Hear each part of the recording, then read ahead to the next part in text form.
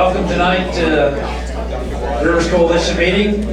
I'm Mark Perry, I'm the current president. And would you please join me in the Pledge of Allegiance to the flags?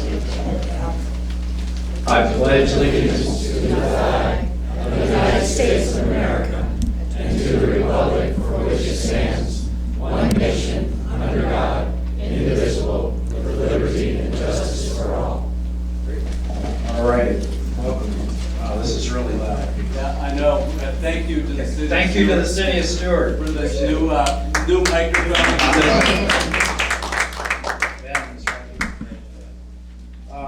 So we got our agenda kind of going. We're gonna have some great updates from the district and the city, and Martin County is here too to give us some updates, and we're gonna do our River Coalition updates. But we gotta have a nice presentation. We've got Alex Gillen from the Friends of the Everglades is going to be able to do a little piece on the works of the district that deals with consumptive use permits. And we are trying to get Drew Bartlett to come in from the district. He had some other conflicts, but what he had said to us is that in January, towards the end of January and the first day of February, I think, right that time frame, they're planning a workshop of the governing board up here in Stuart area. And I think Jackie's shaking her head, so I think that's going to be happening. And he wants that workshop to also help include consumptive use permits. So this is kind of a preview, and hopefully we'll follow up at that meeting. Also to announce that on November 20th is going to be our next meeting and last meeting for this calendar year, as we don't have one in December. So November 20th, not the 21st, which is a Thursday, because that conflicts with the Lake Okeechobee System Operating Manual meeting in Okeechobee, which a lot of us go to. So we moved that to the 20th, right, Barbara? Correct. So it's the 20th at 11 a.m.? Yes, correct. And we're looking to get, Jim is working on getting Jim Sullivan, who's the director of Harbor Branch Oceanographic. But Jim is also the one of 5 members of the Blue-Green Algae Task Force. So we're trying to get the Blue-Green Algae Task Force representative chair here in Jim Sullivan, and he'll give us an update because they just came out with their kind of decision paper or draft paper on that decision document. So I encourage you to go to the Blue-Green Algae website and read it. It's quite an interesting group of the task force meetings and what they're doing. And Jim, aren't they up there in Tallahassee? Yeah, they're up there right now. That's why I can't get it. That's why I can't get it. But, well, that's our plan, is to stick to them. So we're going to have that.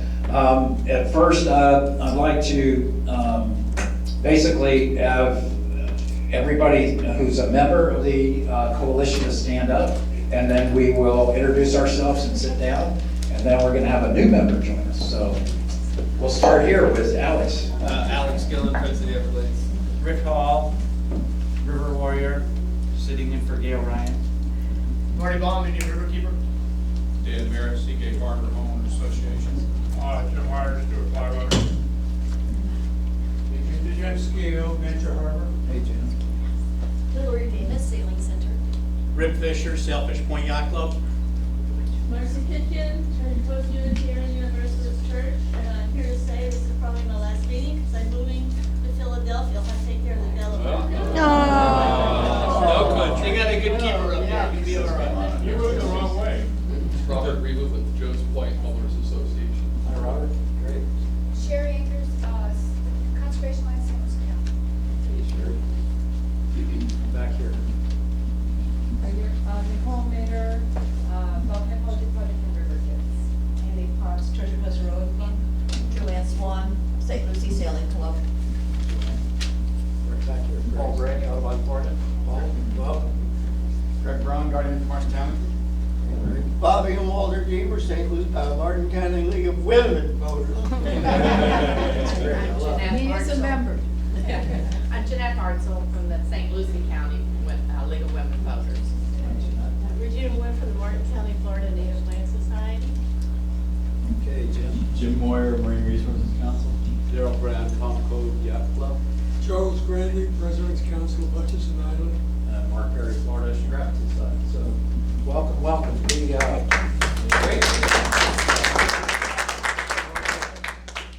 We're going to get a new member tonight, Drew Martin from the Waxahachie groups here. All right, Drew. Welcome.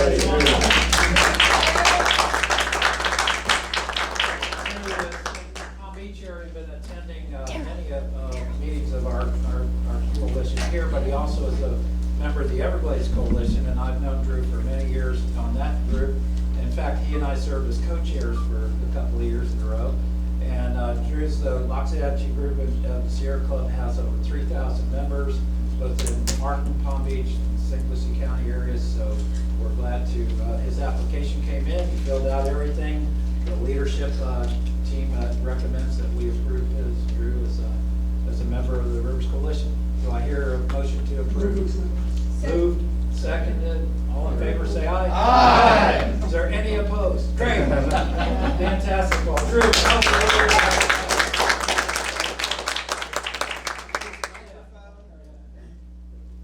really loud. I'm pretty loud. I'll try now. I'll try now. Can you hear me? I'll try now too. No, it's not just. Is it coming out? I can always move hard. Mark, will you look nice with Drew? So we Okay. get it? He'll just talk loud. Okay, I'll just talk loud. So the, Guys, can you get it for a picture? Okay, we're together. there we go. Right there. You're on, smile. All right, here we go. Okay. Got it? Okay. All right. I'm honored to be here with so many impressive advocates for the environment. And we have an annual event every year. Last year we honored Marty Bond. This year we'll be honoring Maggie Urchella. So, and everybody knows she could use all the honor she can get, as well as some money. But really appreciate all that you have done. And the Loxahatchee group has done a lot of things, and we've been involved in a lot of lawsuits. And we actually beat Palm Beach County on the area that is used for the headwaters for the Loxahatchee River. And we sued the county of Palm Beach because they were going to put scripts on it, and that was on the Mecca site. And the county put about $100 million of investment into that site, and we told them not to do that because we were taking them to court, and we beat them. They know who we are. And we sued them on rock mining, and we beat them again, and went to the appellate court, and we beat them.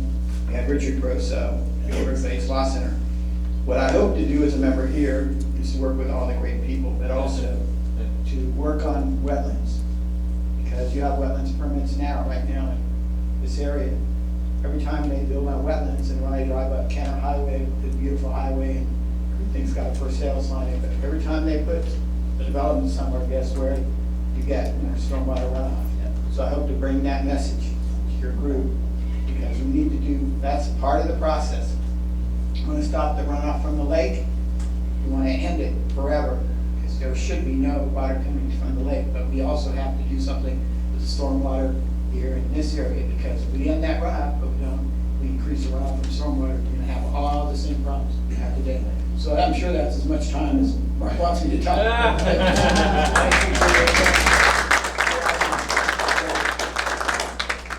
He really is a great advocate for the environment. I really appreciate having him on. I just want to mention, there was the Stuart Sunrise Rotary put together the second annual water forum right here in Stuart. Jackie Thurl-Lippich was on the panel, along with Congressman Brian Mast, myself, Colonel Kelly, Andrew Kelly from the Corps, Senator Gail Harrell, Gary Goforth, and Ned Camping. And it was a really good turnout, good panel.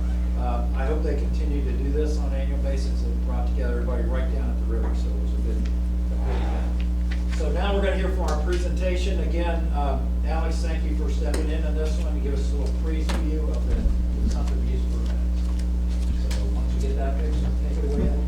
Sure. Talk loud. Okay. So yeah, thanks everyone. Alex Gillen, Friends of the Everglades. This is a bit of a fill-in for sure, and so we're going to go over some things. But if we do this correctly, you're going to come away with more questions than answers, which is kind of where I am in this process. So why do we care about consumptive use permits in this community? I mean, we all know how many discharges we want into the St. Lucie, right? Does anyone know how many discharges? Zero. Zero. So why do we care about these permits? That's water out of the ground. Right, because because we're not just fighting a water quality problem, we're fighting a water movement problem, right? The movement of water, the control of water, the impoundment of water, the decision on when to go, when to use the capacity. That's, you know, as big or a bigger issue for us than you know, any of the rest of it, right? How we move the water. And so how we move the water is operations, right? So we could have all the infrastructure in the world for the Everglades. We could have surf built. But if we don't move it correctly, if we don't decide, you know, this is when we're gonna send water south, or this is when we're gonna send water to benefit the Caloosahatchee West, then we're not gonna get anywhere. So how we move the water is as important as anything else. And so as you consider how you move the water, you have to consider these blocks of water, right? And why do we have to consider that? Because water in the state of Florida is whose? Who knows who owns the water in Florida? Everyone. It's a public resource. And so how we allocate that water that we all own as a government is a very important process, and one that has to go through multiple steps and transparency and accountability, so we make sure that we are protecting the public interest. So with that, we're going to start in the Florida Constitution.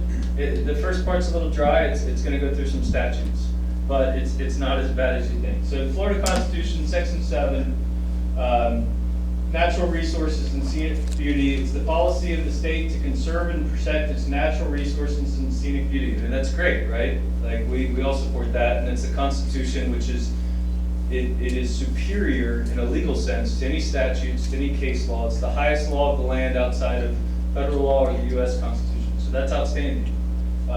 Adequate provision shall be made for the abatement of air and water pollution and excessive noise, unnecessary noise, and for the conservation and protection of our natural resources. So that's an interesting one, right? Do we have adequate provisions? What does adequate mean? So you know, we have some clear intent in our Florida Constitution that we want to care for our water and the pollutions.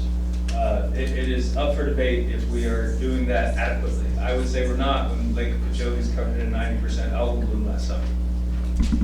The next part of it, Article 10, Section 11. Lands and navigable waters, including beaches below the mean high tide line, held by the state, is held in public trust for all the people, right? So that gets to who owns the water, we own the water, everybody owns the water, how do we allocate it amongst ourselves, consumptive use permits. So again, this is good. And this last sentence and this last phrase is particularly important. Private uses of such water may be authorized by law, but only when they're not contrary to the public interest, right? So who can tell me what the public interest is? Yeah. It's fair. It's kind of an ambiguous question, and we'll see later that it's not defined, and that's kind of strange. But that's what it pretty much all comes back to when we decide how we use our water in Florida. Is it in the public interest? And then, you know, we have to define what the public interest is. So we are in Chapter 373 of the Florida statutes when you get from the Constitution to the Florida statutes. So the statutes are superior to the Constitution. If there's a conflict between the statutes and the Constitution, the statutes are knocked out and the Constitution reigns, right? So we just saw really good stuff at the top of the Constitution. Now we're in the statutes. Chapter 373 is where most of our environmental stuff is. It's where SB 10 is. It's where a lot of the stuff that we care about is. So we are in Part 2, how we permit the consumptive use, permitting of consumption of water. Okay, so most statutes have what they call a declaration of policy, right? Broad kind of aspirational statements where they try to convey you know, what they're thinking, right? So a little bit of background. So this is cherry picked a little. You can see how I go from 1, 2, D, F, G, J, right? There's some that are in conflict with the environment because there's a tension going on in our water law in Florida. And the tension is, how do we protect Florida? How do we keep the environment strong? But how do we also, you know, allow for growth, which is kind of the backbone of our economy at this point. You know, allow for uses, ag and whatnot. We have, 9 million acres of ag land in the state. So how do you balance those, right? So that's the tension going on, not only in this statute, but really in environmental policy throughout the state. So again, a good statute for us. Take into account the cumulative impacts and manage those resources to ensure sustainability. So has anybody in here heard of a spring drying up? Yeah. Okay. So that's probably not sustainable, right? I mean, I don't think so. So to promote sufficient water for all existing and future reasonable beneficial uses. Don't forget that phrase, reasonable beneficial uses. It keeps coming. It's just like public interest. It just keeps coming. And the natural systems, right? So minimize the degradation of water resources, discharge of stormwater to Drew's point. I like this one a lot, to preserve natural resources, fish and wildlife. And then this one really, I think, speaks to us, to promote health, safety, and the general welfare of the people of the state of Florida. That's it in a nutshell, right? That's what the government is charged with. So again, really positive statute in the broad strokes of this consumptive use section. So we're drilling down a little bit, and now we're getting into the implementation. And so you can see this year, 1983 here. So this is how far it goes back. This is kind of early into it. And what you'll see is it's a very kind of forward-thinking statute, right? It's designed to be custom. It recognizes that different areas have different needs. It provides flexibility to the water management districts, interpreting those needs and trying to figure out how they're going to do it. It provides floors, but not necessarily ceilings, which is, you get into the preemption side of it, like what you can do, what you can't do. In theory, environmental policy should be able to be tailored and not so rigid that you can protect the environment and don't have these kind of one-size-fits-all approaches to statutes. And that's particularly true in Florida, where there's a lot of diversity in terms of South Florida and North Florida. So that flexibility is theoretically good.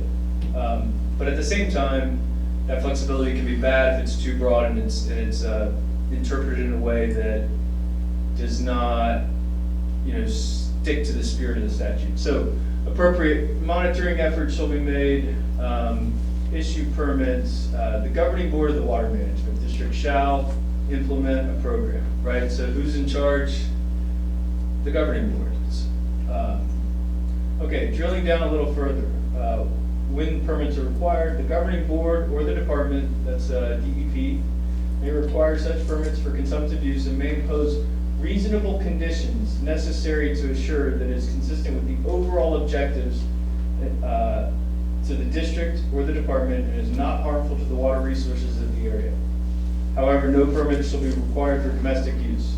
Okay, so we all don't have to go out and get individual permits to use water, right? So that's kind of one of the lines. Like if you're a municipality and a business within a municipality, the municipality might get it.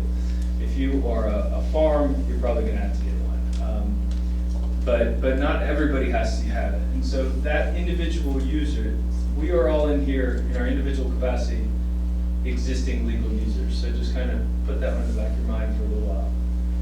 Okay, I put this up here just because I thought it was amazing that they covered this. This is not us, Springs, but prevent, harm to the water resource, minimum standards, overall water policy, don't hurt, basically. And as you all, anybody who's following what's going on with the Springs, like we're drying them up left and right. And so this statute is on the books, yet we are abusing it. So how do we get there, right? How do we go from having a good law to not meeting the law? And in talking with folks that have been studying this a long time, one of the things they say the state is terrible at, kind of across the board, is budgets, right? If you think of water just like a checking account. So let's pretend for a second that this isn't water, this is a checking account. You need to know how much you have, and then you need to know how many checks you're writing for that to balance, right? And apparently we're really bad at that, right? We have a checking account, and we write way more checks than we can kill. So we're just overdrafting all the time. So big picture, what's going on? I mean, we have the law for the Springs, but it's not working, obviously. Okay. This is the backbone of the permit. This is what everybody references, the test, the legal test. How do you get a permit? So conditions for a permit. To obtain a permit, applicant must establish that it's a reasonable beneficial use, will not interfere with any existing legal users, which is us, and then somebody who's already has a permit. And then it's consistent with the public interest. And what do we decide the public interest meant? Who knows? Okay, so reasonable beneficial use, they did define that, right? So reasonable beneficial use, this is from the definition section, means the use of water in the quantity as is necessary for economic and efficient utilization for a purpose and in a manner which is both reasonable and consistent with the public interest. Okay, but we didn't define public interest. Okay, so public interest is not defined, but you know what we did define? This is really good. Water. We defined what water was. So,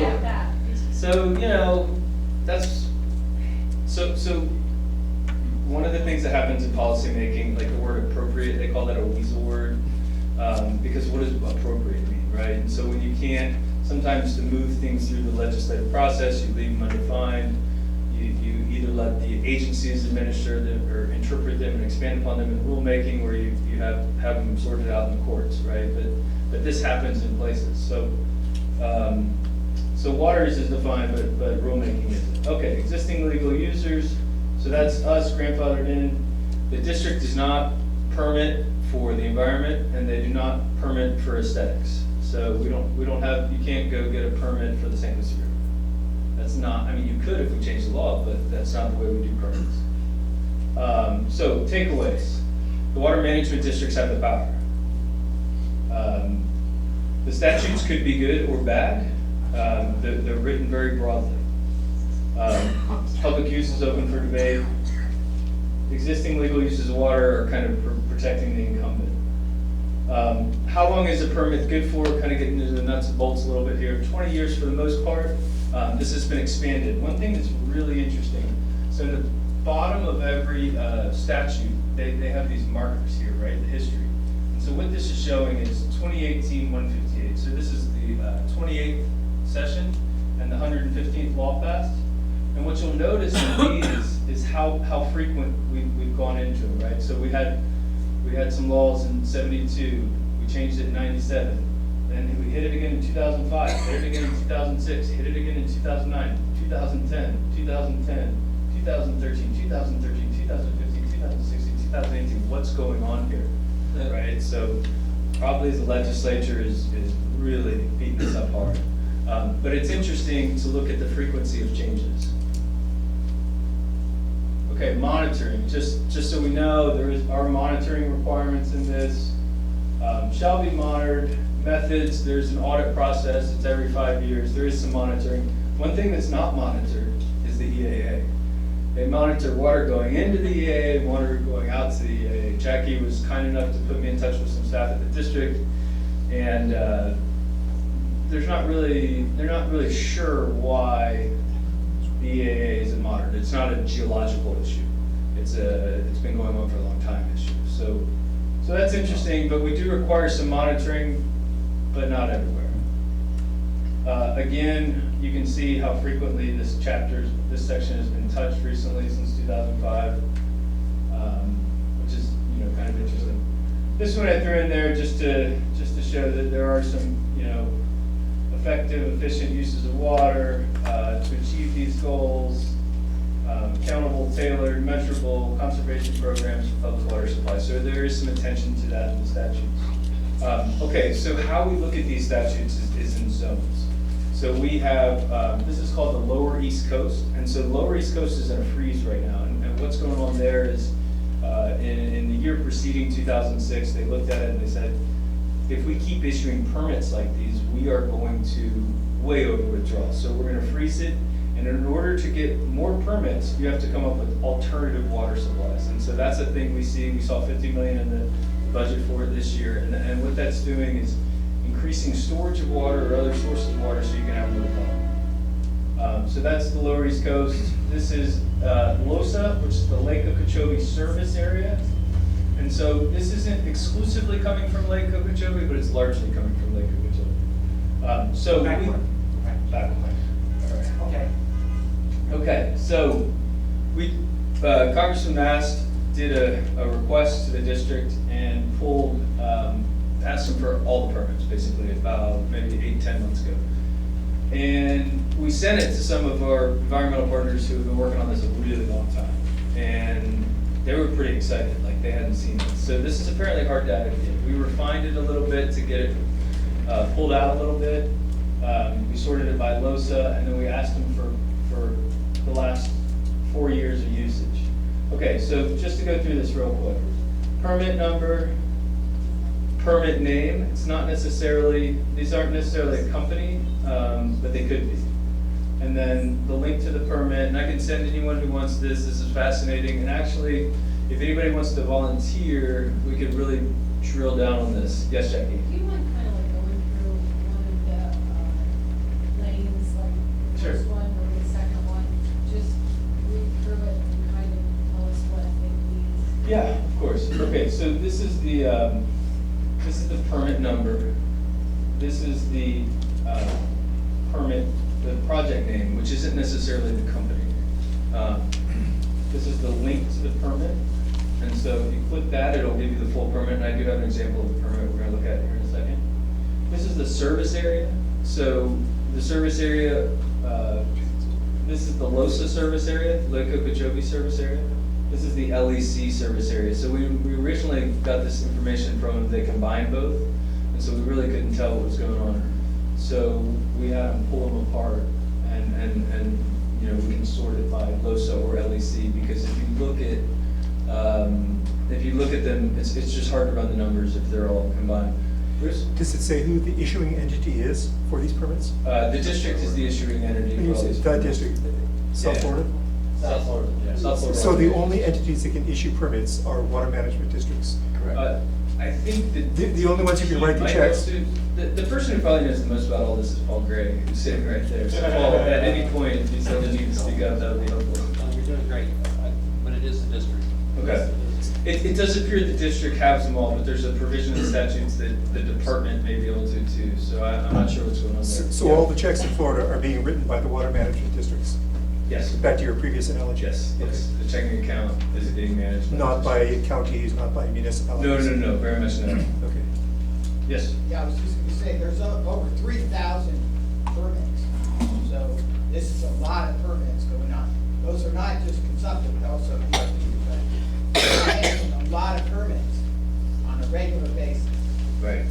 Big checking account. Going across? Keep going across. Jackie? How are we doing on time? I'm Okay. sorry, but I think this is an important time for me to. Please. Just say that, you know, I've had to learn this too, okay? I didn't understand how this worked when I first got on the board, but your ERP permits, your environmental resource permits are delegated by the executive director, okay? So these permits don't come before the water management district board. They are delegated to the executive director, and that is in Florida statute. So that means the legislature did that, okay? At some point, I don't know when, but that's how it works. And then the CUP permits, you know, it's like, why are they different? I have no idea. The CUP permits are delegated to the executive director also. He or she gets to make that decision without asking the board if he or she wants to, which is probably 99% of the time. And that's in district policy. So I believe that that was done, because that I could figure out, was done in 2011 under the Rick Scott administration. So I just wanted to be clear here that you don't have 8 people up there making these decisions. In the law, it's there, but it's not. And this is why we all struggle, in my opinion. I didn't want Yeah, people no, to think please. I'm making these decisions, because I'm not. Yeah, no, that's an important clarification. We could do some punching. Yes.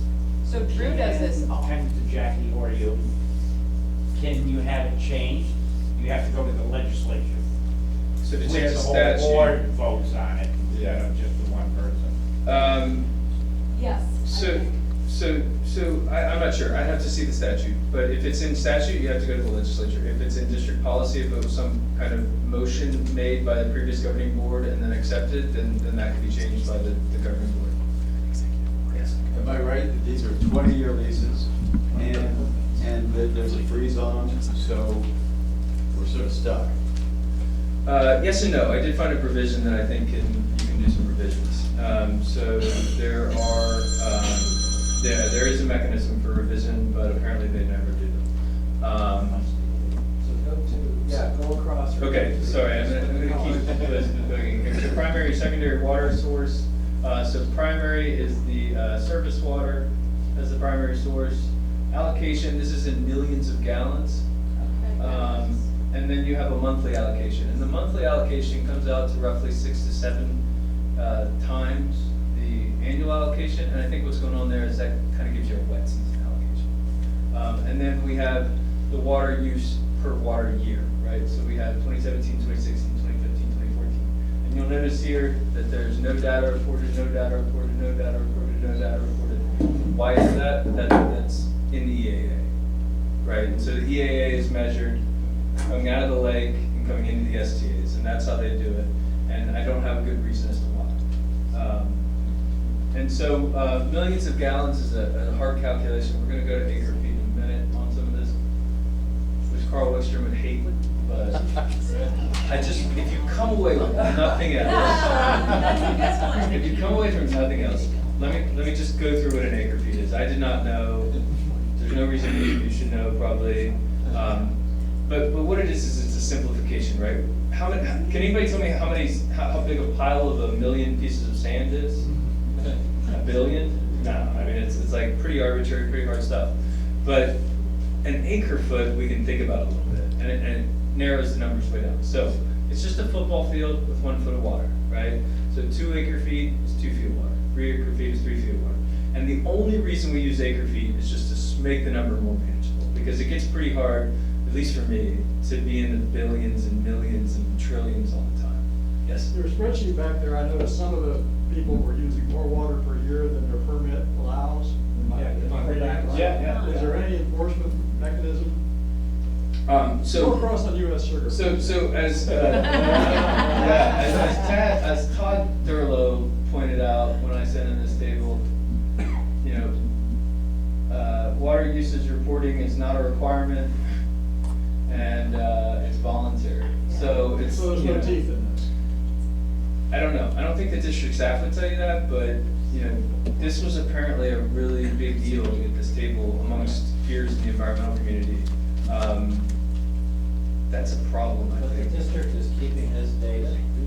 Yeah, this is from the district. This is a letter Brian Mass sent to the district. So somebody is monitoring that